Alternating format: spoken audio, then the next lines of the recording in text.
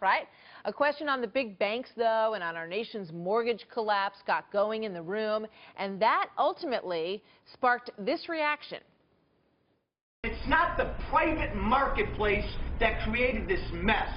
What created this mess is your government, which has demanded for years that everybody be in a home. And we've made it as easy as possible for people to be in homes. All the marketplace does is respond to what the government does.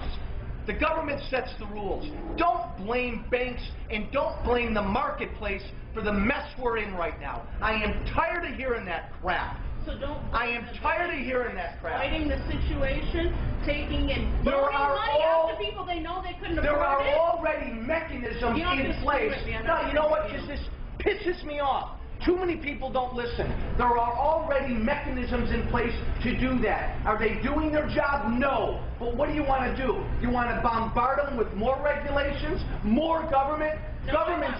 Government screwed this problem up. What do you want? Well, you know what you've got? Because you know what you've got? You got Dodd-Frank. The banks You got Dodd-Frank now that's tying everybody's hands. You wanted more reform, more regulation? That's what you got. John, do you want more regulation? Is that what you want? Do you want Dodd-Frank? Is that what you want? What did I say back at Joe's barbershop? I need more coffee. It's so freaking decaf. So easy.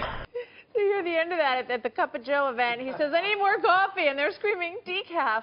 Please give the man decaf.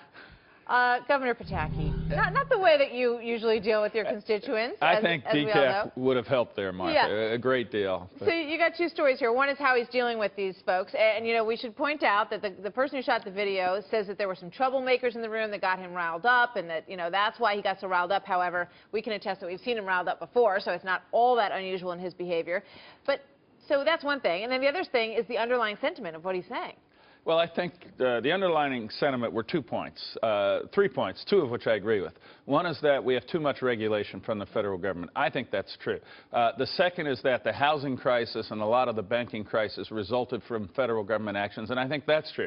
But where I disagree with the congressman is that I think the banks in many instances were at fault. And I don't think Republicans should be out there defending companies, banks that are too big to fail. We just saw it with MF Global. They made a hideous bet, lost hundreds of millions of dollars, and they went bankrupt as they should. We saw it with Lehman. We saw it with other financial institutions. And I agree with the congressman that the federal government shouldn't be bailing out these failed institutions when they make a bad bet. But clearly, there is fault on the part of the private sector as well in creating both the housing bubble and the financial crisis. So all these efforts underway to rein in spending, and we saw some of them fail in the election last night. Now there's word that some of the members of the GOP supercommittee are willing to raise taxes, basically, that they're willing to add revenues as part of this package. What do you think about what's going on there? Martha, those are 2 different points, raising taxes or raising revenue. True. And I think raising taxes is the worst thing you can do when we're still in a recession. We still have 14 million people underemployed or unemployed.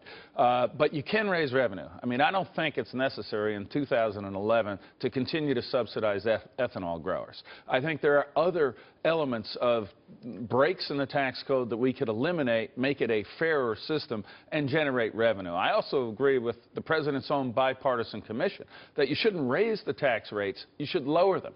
The Bowles-Simpson Commission recommended lowering the income tax rate to 24%.